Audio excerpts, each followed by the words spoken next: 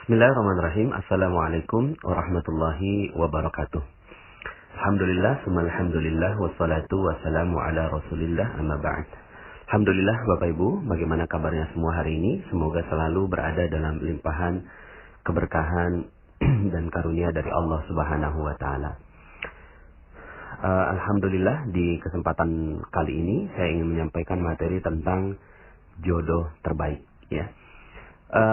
Materi ini nggak gampang Bapak Ibu, ya. Saya menyampaikannya sampai harus berpikir ulang beberapa kali apakah saya harus menyampaikan atau tidak. Tapi sepertinya memang ada hati nurani saya yang ingin tetap menyampaikan, karena ternyata kenyataannya adalah ada banyak sekali rezeki kita yang tertahan karena urusan jodoh ini.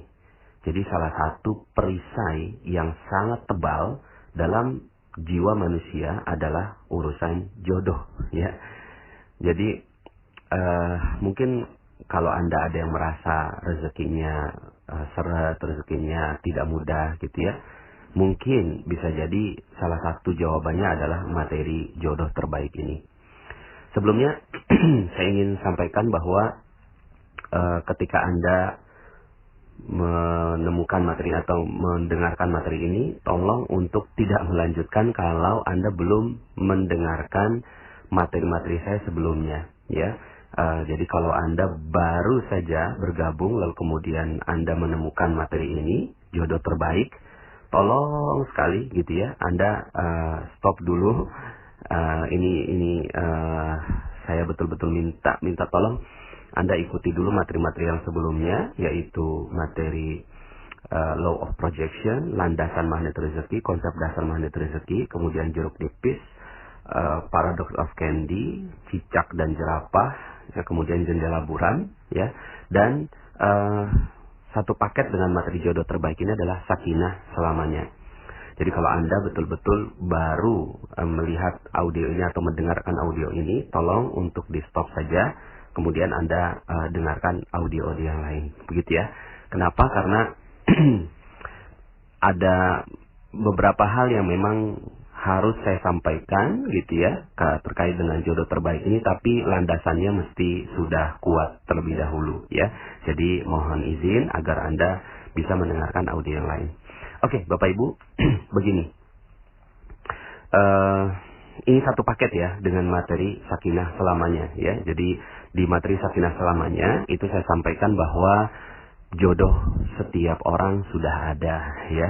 Jodoh setiap orang itu sudah ada, dan jodohnya ditetapkan di mana? Yang terbaik sebenarnya adalah di akhirat, dan itu adalah jodoh yang sudah Allah tetapkan. Setiap Allah lahirkan seorang bayi, kemudian pasti dia sudah ada jodohnya, dan jodohnya itu kalau nggak di dunia, di akhirat, dan yang terbaik adalah di akhirat, ya. Kemudian yang berikutnya yang saya sampaikan di materi sakinah selamanya adalah yang paling penting bukan jodohnya, tapi yang paling penting adalah mencari ridho, ya, mencari ridho dari proses mencari jodoh itu. Jangan sampai akhirnya ketika kita mencari jodoh, terus kemudian ternyata kita tidak mendapatkan ridho orang tua kita, tidak mendapatkan ridho kakak adik kita, tidak mendapatkan ridho orang-orang di sekitar kita, ya. Jadi itu yang tidak sederhana, ya, karena urusannya adalah urusan yang panjang. Silakan review materi terumbu karang, ya, bagaimana merawat terumbu karang.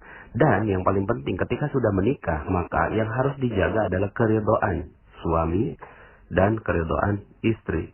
Jadi saling ridho meridhoi, saling rela gitu ya, rela menerima apapun keadaannya. Makanya saya sampaikan sebuah dalil, ayyuma imra'atin matat wa zawjuha an haradin dakhalatil jannah. Seorang istri yang meninggal dunia lalu kemudian suaminya ridho, maka langsung masuk surga. Kebalikannya, kalau suaminya nggak ridho, berarti ada hal yang harus dipertanggungjawabkan, ya. Maka dari sini, ya, di sakinah selamanya saya sampaikan tentang logika tentang keridhaan, mencari keridhaan sekitarnya, ya. Kemudian juga saya sampaikan kisah tentang ibunya atau orang tuanya, ayahnya dari Imam Syafi'i, yang ternyata proses pernikahannya itu betul-betul dijaga oleh Allah Subhanahu wa taala.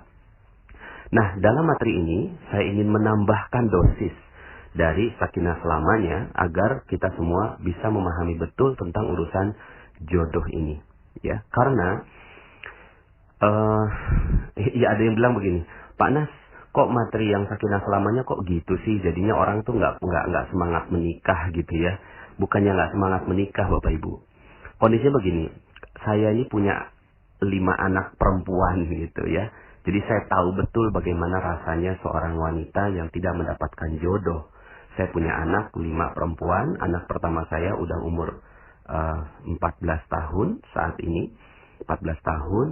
Dan ya tinggal beberapa tahun lagi saya harus menghadapi masa-masa dia untuk mendapatkan atau menerima atau mendapatkan pinangan. Kalau seandainya ada yang meminang. Maka nasihat apa yang terbaik yang bisa saya berikan kepada anak saya gitu. Ya karena anak saya perempuan, maka ya nasihatnya seperti yang saya sampaikan di sakinah selamanya. Udah tenang aja, cool gitu ya, nggak usah terlalu gerasa gerusu, fokus aja sama diri sendiri. Karena ketika kita fokus pada diri sendiri dan fokus kepada Allah Subhanahu wa taala, karena jodoh kita sudah ditetapkan oleh Allah Subhanahu wa taala. Jadi ya tenang aja gitu ya. Nah, ini yang saya akan sampaikan gitu ya. Dan kurang lebihnya bisa jadi ini adalah nasihat untuk diri saya sendiri ketika saya harus menghadapi anak-anak saya yang perempuan ini. Ya, ada 5 perempuan Bapak Ibu. Nah, sebelumnya saya ingin sampaikan begini. Urusan cinta, urusan jodoh gitu, ini selain harta, itu urusan cinta telah menyita seluruh waktu manusia. Ya. Jadi selain harta, urusan cinta itu telah menyita seluruh waktu manusia. Lagu-lagu yang tercipta, film-film yang diproduksi, itu sebagian besarnya karena urusan cinta dan nafsu yang membakar Bapak Ibu. Jadi hampir-hampir kita nggak bisa menemukan film Hollywood yang tidak ada bumbu itu, gitu kan? Tidak ada bumbu cinta. Ya, hampir-hampir semua film Bollywood yang ada di India gitu kan, itu semuanya gitu ya, itu berkisar tentang tema tentang itu ya, dan akhirnya merambah kepada lagu-lagu dan seterusnya. Nah, tapi ternyata Bapak Ibu, ini urusannya nggak sederhana. Urusan jodoh ini urusan nggak sederhana. Kalau seandainya Anda merasakan bahwa rezeki Anda seret gitu ya, rezeki Anda kok nggak datang begitu ya. Ada beberapa yang japri ke saya, Pak Nas, saya nggak zolimi orang, saya kok baik-baik aja, saya kepada orang tua juga saya merawat terumbu karang, kepada orang-orang juga saya menjaga dengan baik gitu. Tapi kenapa kok rezeki saya tetap seret, Pak Nas gitu ya?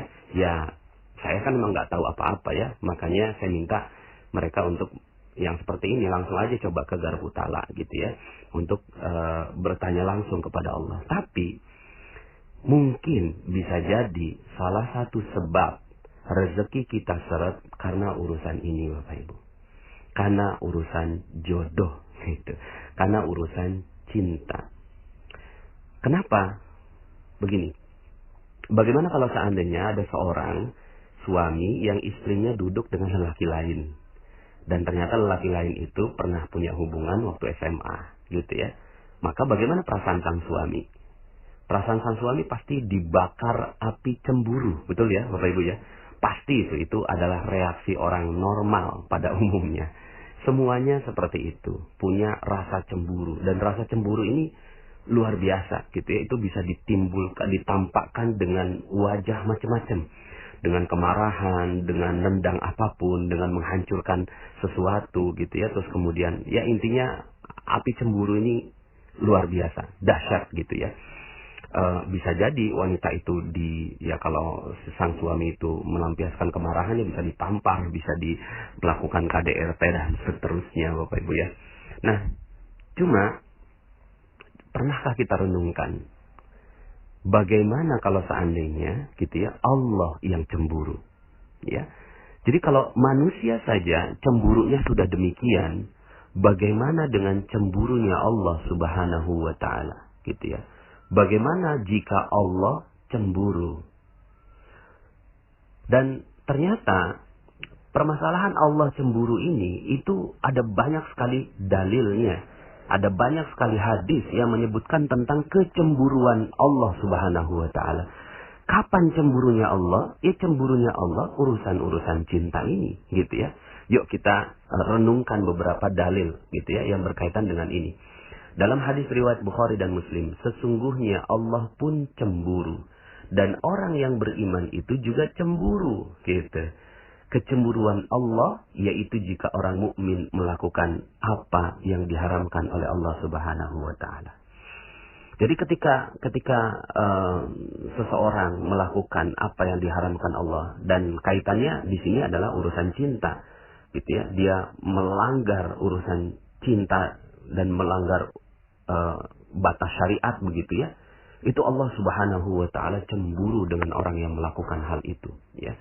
Kemudian dalam hadis yang lainnya Rasulullah SAW bersabda, tidak ada seorang pun yang lebih menyukai pujian daripada Allah. Maka oleh karena itu dia memuji zatnya sendiri. Dan tidak seorang pun yang lebih cemburu daripada Allah. Maka karena itu Allah mengharamkan perbuatan keji. Ya, hadis yang sama, hadis diriwayatkan oleh Bukhari dan Muslim juga. Artinya apa? Artinya Allah Subhanahu wa taala cemburu. Bagaimana kalau seandainya Allah cemburu? Kalau manusia saja cemburu, itu bisa hancur semuanya. Bagaimana kalau Allah yang cemburu? Hancur semua. Dan kecemburuan Allah ini beribu kali lipat dibandingkan dengan kecemburuan manusia. Ya, dengan cemburunya manusia. Ya, dalam hadis lain tidak ada seorang pun yang lebih pencemburu daripada Allah Azza wa Jalla, gitu ya. Dan ini hadisnya juga riwayat Bukhari dan Muslim, ya. Hadis lain dari Abu Hurairah, seorang mukmin itu merasa cemburu, sedangkan Allah lebih besar lagi rasa cemburunya daripada orang mukmin tadi. Masya Allah, gitu ya. Bagaimana kalau seandainya Allah cemburu dalam urusan cinta ini? Ya, dalam urusan cinta, karena Allah yang tetapkan kita punya rasa cinta. Allah yang tetapkan kita punya rasa suka. Lalu kemudian ternyata urusan cinta ini, ya, urusan cinta ini dilampiaskan kepada sesuatu yang dilarang oleh Allah Subhanahu wa taala, ya. Dilarang oleh Allah Subhanahu wa taala. Nah, dalam keterangan hadis yang lain juga Aisyah radhiyallahu anha itu meriwayatkan tentang kejadian ketika Rasulullah SAW menyampaikan tentang kasus cemburu ini, gitu Bapak Ibu ya. Jadi waktu itu ketika gerhana matahari di zaman sekarang ini berbeda sekali dengan gerhana matahari di zaman dahulu Bapak Ibu ya. Kalau gerhana matahari sekarang ini kita nggak ada yang takut keluar rumah ya. Kita udah tahu bahwa itu adalah fenomena alam gitu ya. Tapi di zaman Rasulullah SAW, gerhana matahari itu sangat-sangat menakutkan. Ya, gerhana matahari itu sesuatu yang sangat-sangat mengerikan gitu. Ya, bagaimana tidak siang hari dimakan gitu ya, kira-kira begitu, dimakan oleh satu zat lah begitu ya dalam pikiran mereka, sehingga akhirnya setiap ada kejadian gerhana matahari semua tuh pada takut gitu kan, pada masuk ke dalam rumah, nggak berani keluar rumah, sampai akhirnya itu gerhana mataharinya selesai. Nah, Bapak Ibu yang dirahmati Allah, pada saat yang sangat mengerikan itu Rasulullah berkhutbahnya tentang cemburu. Jadi sampai-sampai Rasulullah mengingatkan gitu ya, hei, jangan-jangan ini yang terjadi gitu ya. Jangan-jangan ini yang terjadi ini karena kasus cemburunya Allah. Kita lihat ya. Hai umat Muhammad. Jadi saat terjadi gerhana matahari, setelah sholat bersama sahabat, beliau berdiri dalam mimbar dan berpesan sangat panjang. Di akhir khutbah artinya, ya sudahlah momen yang sangat mengerikan gitu ya, yaitu gerhana matahari. Lalu kemudian juga disampaikannya di akhir khutbah, seakan-akan penekanan begitu ya. Hai umat Muhammad, tidak seorang pun lebih cemburu daripada Allah bila hambanya lelaki maupun perempuan berbuat zina. Masya Allah. Dijelaskan oleh Rasulullah SAW, ya, bila hambanya lelaki maupun perempuan berbuat zina. Masya Allah. Ya. Artinya apa? Artinya zina di sini ya bertahap juga ya. Kita artikannya, ulama mengartikan zina di sini ada yang zina mata, zina telinga, zina hati, zina mulut gitu kan, zina lisan, sampai akhirnya zina badan, kemudian zina faras gitu ya, sampai sebegitunya gitu ya. Maka nanti kita akan bahas tentang urusan zina ini gitu ya. Nah cuma yuk sama-sama kita lihat perilaku orang-orang yang mencari jodoh sekarang ini gitu ya. Seorang ibu punya anak umur 30 tahunan. Terus kemudian nanyain ke anaknya, pacar kamu mana nak? Gitu. Kok gelisah banget gitu loh urusan pacar ini. Kok gelisah banget gitu loh. Sampai bertanya-tanya. Sampai malu kalau seandainya anaknya nggak punya pacar. Oh Allah, ini pacaran adalah sesuatu yang tidak diperbolehkan dalam Islam. Tapi kemudian menjadi biasa di hari ini. Gitu ya. Menjadi biasa di hari ini. Pacaran. Apa yang salah Pak Nas? Gitu ya. Ya gimana, ini rasa cinta Allah yang sematkan dan Allah minta rasa cinta ini dijaga baik-baik. Tapi kemudian diumbar dengan begitu luar biasanya di zaman ini. Maka Allah Maha Pencemburu, ya. Sampai-sampai Rasulullah ingatkan, tidak seorang pun lebih cemburu daripada Allah bila hambanya lelaki maupun perempuan berbuat zina. Masya Allah, bisa jadi ya, bisa jadi. Yuk sama-sama kita, sama-sama introspeksi. Saya pun introspeksi pada diri saya sendiri. Jangan-jangan nih rezeki kita seret. Jangan-jangan rezeki kita tertahan. Jangan-jangan rezeki kita hilang, hancur. Proyek nggak datang-datang. Karena urusan zina ini. Karena urusan mencari jodoh tapi keluar dari batas syariat Allah Subhanahu wa Ta'ala. Gitu ya. Jadi, Masya Allah. Nggak sederhana nih urusan jodoh ini. Gitu ya. Urusan jodoh, urusan cinta. Nggak sederhana. Maka bagi sahabat semua yang masih belum punya calon gitu ya, sudahlah ya, tenang aja ya. Yang sering terjadi adalah ya, laki-laki akhirnya untuk mencari jodoh yang dia lakukan adalah dengan mencoba gitu ya, mencoba ini perempuan ini bagaimana, ini perempuan ini bagaimana, perempuan ini bagaimana. Kalaupun tidak terlalu jauh mencobanya, mencoba tangannya, mencoba bagaimana memeluknya dan seterusnya. Nauzubillah, di dalam pacaran begitu ya.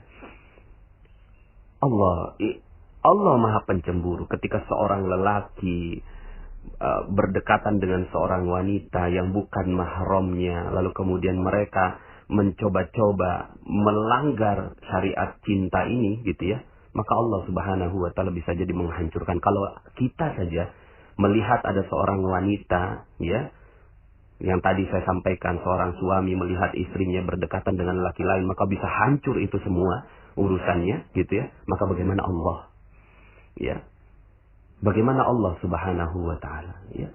Karena menikah ini bukan gitu ya, bukan untuk apa, menyalurkan syahwat semata, tapi sebenarnya untuk menahan pandangan begitu ya. Maka dari ini ya, ini proses pacaran dulu ya gitu ya. Proses pacaran ini yang katanya itu untuk berproses mencari jodoh gitu, malah berbalik menjadi kehancuran rezeki kita. Karena Allah Maha Cemburu terhadap orang yang pacaran, Bapak Ibu ya. Terus kemudian juga terhadap wanita ya. Terhadap wanita yang dilakukan ya, untuk mencari jodoh yang dilakukan adalah menjual dirinya. Mohon maaf sekali lagi. Tapi ini rasanya saya harus sampaikan gitu ya. Jadi kalau seandainya Anda bertanya, Pak Nas, kenapa kok rezeki saya seret ya? Kenapa kok saya udah berbuat baik segala macam? Yuk tanyain. Anda bagaimana dalam urusan menjaga diri Anda? Bisa jadi ketika kita mengumbar penampilan kita di media sosial, kemudian kita berdandan di luar, ya, kemudian kita terlalu mengumbar seluruhnya lah begitu ya, di luar begitu, maka Allah Subhanahu wa Ta'ala bisa jadi maha cemburu. Lalu kemudian karena kita ingin masuk surga ya, dan kemudian Allah dahulukan saja dulu siksanya di dunia, maka bisa jadi rezeki Anda seret karena Anda tidak menutup aurat. Rezeki Anda seret karena Anda mengumbar hawa nafsu Anda. Anda terlalu gelisah dengan urusan jodoh ya, mengumbar semuanya di media sosial, di pasang status dan seterusnya. Bisa jadi itu yang Allah Subhanahu wa Ta'ala hancurkan rezeki kita, karena Allah Maha Cemburu ya. Jadi ternyata urusan jodohnya nggak sederhana kan gitu ya, nggak sederhana. Dalam Al-Quran Allah Subhanahu wa Ta'ala sering sekali mengungkapkan tentang ungkapan rasa cemburunya Allah. Dalam Al-Quran dalam surat Al-Baqarah ayat 165 Allah sebutkan begini. Ya, wa minan nasi man yattakhidhu min dunillahi andada yuhibbunahum ka hubbillah walladzina amanu ashaddu hubban lillah. Di antara sebagian manusia ada orang-orang yang menjadikan sembahan-sembahan selain Allah. Sembahan-sembahan ini Ya, apa cirinya sembahan-sembahan ini? Ya, kalau saya nggak nyembah, kalau saya nggak nyembah patung, kalau nggak nyembah ini. Ciri sembahan ini adalah yuhibbunahum kahubbillah. Mereka mencintai selain Allah itu sebagaimana mereka mencintai Allah. Coba lihat lagu-lagu kita sekarang, gitu kan? Lagu-lagu yang ada yang dinyanyikan oleh sebagian besar kita, ya. Tentang cinta semuanya urusannya, ya. Di mobil ingat kamu, makan ingat kamu, ya, minum ingat kamu, dan seterusnya. Padahal bagaimana kalau kita ya menyaksikan bahwa istri kita mengingat yang lain gitu. Tiba-tiba istri kita bersenandung gitu kan, istri kita naudzubillah ya, istri seorang suami bersenandung gitu kan, di mobil ingat temannya, di ini ingat temannya ini. Bagaimana rasanya sebagai seorang suami? Cemburu sekali. Bagaimana Allah? Cemburu sekali ketika kok bisa ya dia mengingat yang lain selain aku. Walladzina amanu asyaddu hubban lillah. Sementara orang-orang yang beriman itu amat sangat cintanya kepada Allah Subhanahu wa taala. Allah ungkapkan rasa cemburunya dalam ayat itu. Bisa jadi ya seluruh rezeki kita dihancurkan oleh Allah Subhanahu wa taala karena urusan ini. Dalam Al-Qur'an juga ya, dalam surat 9 ayat 24 ya. 9 ayat 24 Allah Subhanahu wa taala berfirman, Qul in kana aba'ukum wa abna'ukum wa ikhwanukum wa azwajukum wa ashiratukum wa amwalun iktaraftumuha wa tijaratun takhshawna kasadaha wa masakinu tardawnaha ahabba ilaikum minallah wa rasulih wa jihadin fi sabilih fatarabbasu hatta ya'tiyallahu bi amrih wallahu la yahdil qaumal fasikin. Katakan, jika bapak-bapak, anak-anak, saudara-saudara, istri-istri, kaum keluarga, harta kekayaan yang kamu usahakan, perniagaan yang kamu khawatiri ruginya, dan rumah-rumah tempat tinggal yang kamu sukai, lebih kamu cintai daripada Allah dan Rasulnya, dan dari berjihad di jalan Allah, maka tunggu, fatarabbasu hatta ya'tiyallahu bi amrih, sampai Allah mendatangkan keputusannya, dan Allah tidak memberi petunjuk kepada orang-orang yang fasik. Masya Allah.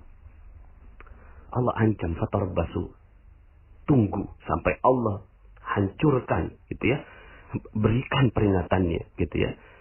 Fatarabbasu hatta ya'tiyallahu bi amri, sampai Allah mendatangkan keputusannya. Bisa jadi seluruh rezeki kita habis karena Allah cemburu. Masya Allah, Allah cemburu sama kita. Ya, sementara ketika kita disebutkan asma atau nama dari calon kita, kekasih kita yang ada di dunia, maka bergetar hati kita. Tapi bagaimana dengan ketika disebut nama Allah? Allah sebutkan nih ya, coba innamal mu'minun idza dzukirallahu wajilat qulubuhum. Sesungguhnya orang-orang yang beriman ketika disebut nama Allah maka bergetar hatinya. Ya Allah. Ternyata enggak sederhana urusan ini Bapak Ibu ya. Padahal Allah sendiri yang sudah jadikan ujian buat kita. Zuyyina linnasi hubbus syahwat minan nisa. Dijadikan indah pada pandangan manusia kecintaan kepada apa-apa yang diingini. Wanita, anak-anak, harta, emas, perak, kuda pilihan, dan sawah ladang, dan seterusnya. Ya. Jadi Bapak Ibu yang dirahmati Allah Subhanahu wa taala, sahabat-sahabat semua, rekan-rekan semua, ternyata nggak sederhana. Dan ini nasihat diri saya, juga nasihat untuk anak-anak saya yang saya ingin katakan kepada mereka gitu ya.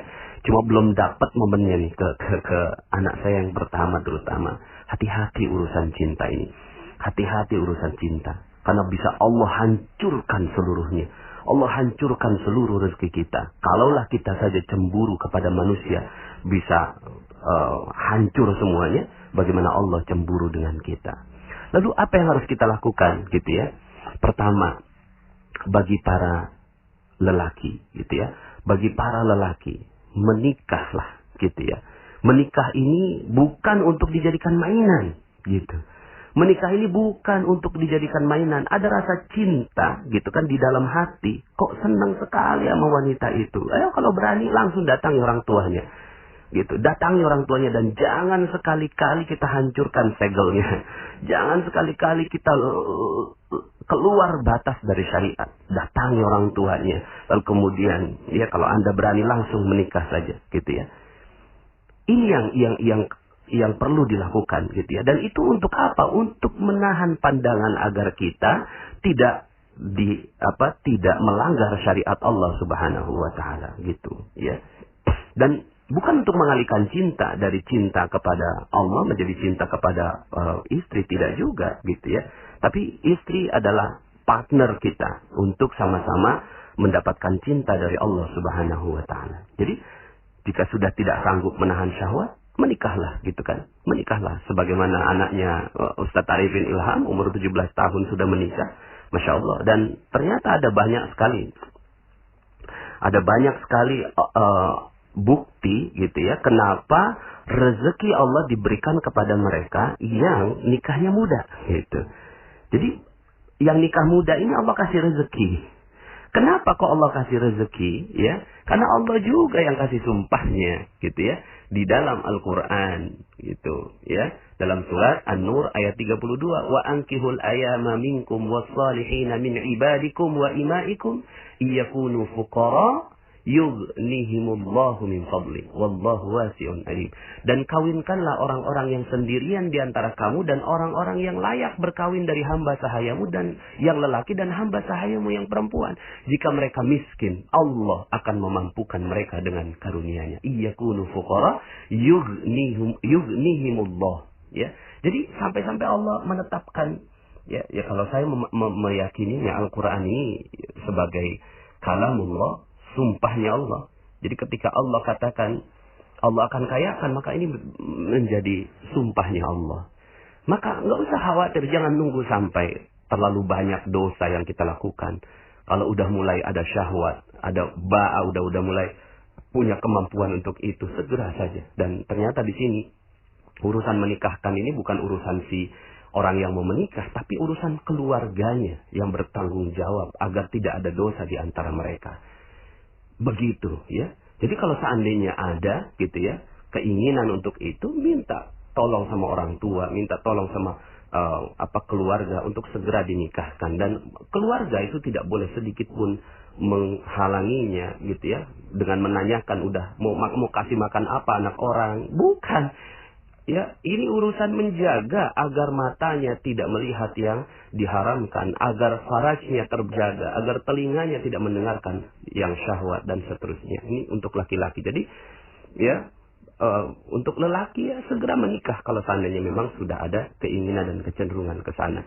Kalau nggak sanggup, puasa, gitu ya. Dan betul-betul dijaga agar jangan sampai Allah Subhanahu wa taala cemburu dengan segala rasa cinta yang dititipkan kepada Anda, wahai lelaki, ya. Kemudian pada yang wanita ini harus hati-hati betul, gitu ya. Yang harus dilakukan, dan ini kita hidup di zaman di mana wanita sepertinya mudah saja mengumbar semuanya, gitu ya. Karena budaya itu mudah sekali masuk, ya. Anda silahkan dengarkan kembali audio saya, lain ladang lain ilalang. Budaya mereka berbeda sekali, gitu ya. Mereka mau pamer aurat sebuka-bukanya dan seterusnya, bisa kok dikasih kekayaan sama Allah, karena Allah Maha baik, gitu. Tapi nanti di akhirat, gitu kan, mereka akan dihancurkan sehancur-hancurnya oleh Allah Subhanahu wa taala.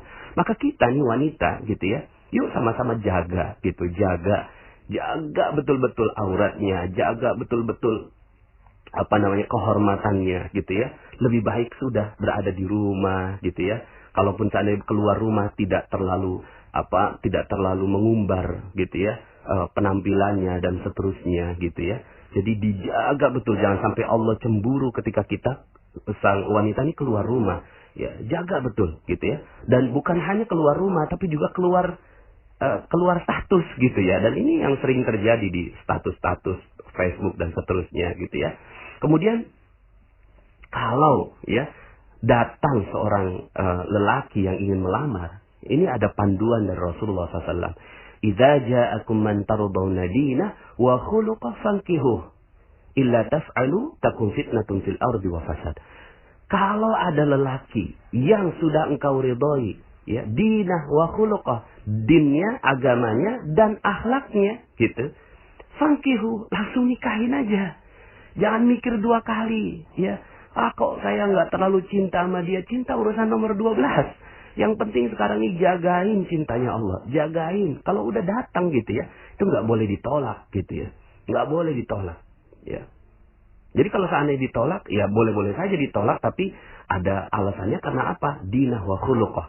Ya, dinnya dan akhlaknya. Kalau nggak suka dengan, oh maaf kok saya nggak suka dengan akhlaknya, ya itu alasannya. Hanya itu alasannya. Tidak boleh ada satupun alasannya karena hartanya. Kenapa? Allah Subhanahu wa Ta'ala Maha cemburu kepada mereka-mereka yang berbuat demikian. Makanya Allah tantang gitu ya. Illa taf'alu, kalau nggak dilakukan, takun fitnatun fil ardi wa fasad, akan terjadi ya fitnah di muka bumi dan kerusakan. Itu yang terjadi mungkin sekarang ini, rezeki kita terbatas dan seterusnya. Karena itu kita sering-sering menolak lelaki-laki yang datang pada kita, karena kita yang kita ukur adalah hartanya, bukan dinah wa khuluqah, bukan dinnya, bukan akhlaknya. Nah, ketika sudah dapat gitu ya, ketika sudah dapat, sudah memiliki suami, jaga baik-baik gitu ya. Jaga baik-baik, arahkan kepada Allah, jangan sampai akhirnya gitu ya. Itu juga belum tentu jadi jodoh juga kok gitu ya. Jadi jodoh ini apa ya? Belum tentu. Makanya kalau kata Allah, inna min azwajikum wa auladikum aduwwan lakum fahdharuhum, maka kata Allah begitu. Sesungguhnya min azwajikum, dari istri-istri kalian dan anak-anak kalian, musuh bagi kalian. Tuh, Allah tak sebut jodoh. Allah sebutnya musuh. Kenapa? Karena Allah bisa jadi cemburu. Setelah menikah, seorang lelaki jadi sibuk sama istrinya. Kemudian ketika dipanggil azan, nggak datang ke masjid. Allah Maha cemburu terhadap yang demikian. Kok bisa? Gitu. Maka hati-hati ya. Wanita yang telah memiliki suaminya, jangan sampai ditahan itu suaminya untuk melakukan syariat-syariat Allah Subhanahu wa Ta'ala. Lepaskan mereka untuk bertemu dengan Allah Subhanahu wa Ta'ala ya. Jadi kalau itu yang dilakukan, bisa jadi Allah menjadi musuh sang wanita ini gitu ya. Jadi jangan sampai akhirnya itu yang terjadi. Ya sudah ya. Hubungan ini suami istri ini adalah partner gitu ya, partner untuk saling menjaga. Seorang suami ya, seorang suami yang meminta kepada istrinya karena syahwatnya menggebu, langsung dipenuhi gitu ya. Seorang istri gitu ya, itu tidak boleh sedikit pun menahan suaminya untuk beribadah kepada Allah Subhanahu wa Ta'ala. Ketika suaminya berbuat maksiat, ketika suaminya berbuat zalim dan seterusnya, sudah fokus aja. Berarti mungkin belum jodohnya, tapi jangan usah cerai juga gitu ya. Kalau kecuali memang sang suami memutuskan talak dan seterusnya. Nah, kalau ini yang terjadi, ya sudah. Yang dijaga cinta terhadap apa? Yang dijaga adalah cinta terhadap Allah Subhanahu wa Ta'ala, agar Allah tidak cemburu. Itu yang mesti dijaga dengan baik-baik gitu ya. Nah, kemudian ya, kalau benar-benar ya belum menikah ya, belum menikah, hati-hati. Satu, ya kalau Anda belum menikah, satu, fokus saja sama Allah Subhanahu wa Ta'ala. Allah adalah zat terbaik yang siap memberikan jodoh Anda yang terbaik. Gitu. Jadi ya sudah, fokus saja sama Allah, nggak usah cari-cari yang lain, nggak usah terlalu sibuk mikirin jodoh, apalagi wanita. Udah gitu, udah duduk aja, udah nanti juga akan datang sendiri itu jodohnya gitu. Allah yang akan tentukan jodoh buat Anda. Buat yang laki-laki ya, kalau belum menikah ya hati-hati ya, jangan sampai akhirnya tercebur dalam perbuatan-perbuatan yang dilarang oleh Allah Subhanahu wa Ta'ala. Kemudian hati-hati dengan zina ya, karena zina ini penghancur rezeki, sehancur-hancurnya ya, sehancur-hancurnya zina ini gitu ya. Makanya hati-hati dengan zina ya, hati-hati betul dengan zina. Sampai-sampai hukuman orang yang berzina kalau belum menikah dicambuk, kalau sudah menikah dirajam sampai mati. Kenapa begitu? Seakan-akan sudah tidak punya hak apapun di dunia ini. Dia udah nggak punya rezeki di dunia. Kalau mau dapetin rezeki akhirat silakan, tapi bertaubat begitu. Masih bisa dapat rezeki akhirat, tapi rezeki dunia udah nggak punya. Saking Allah cemburu dalam urusan cinta ini. Ini kan membara, nafsu membara, lalu kemudian diperturutkan hawa nafsunya, gitu ya. Jadi hati-hati dengan urusan zina ini, karena Allah akan hancurkan semua rezekinya. Jadi kalau seandainya, Pak Nas, kenapa ya gitu kan, kok rezeki saya nggak ada gitu kan? Ternyata ketika diteliti pernah berzina, ya pantas, ya Kalaupun masih bisa hidup, itu atas kemurahan hatinya Allah Subhanahu wa taala, kemurahan hati dari Allah Subhanahu wa taala, sehingga akhirnya membuat ya ada seorang pezina itu bisa hidup gitu. Tapi apakah Allah Maha menerima taubat? Iya. Allah Maha menerima taubat. Yang penting sadar tentang ilmu ini. Ya Allah, pernah gitu kan saya berzina. Minta ampun sama Allah. Kalaupun nggak dirajam gitu ya. Karena memang nggak mungkin juga sekarang ini dirajam ya. Ngeri kita sekarang ini kalau sampai dirajam bisa masuk polisi gitu ya. Apa yang dilakukan seperti Rabi'ah al-Adawiyah.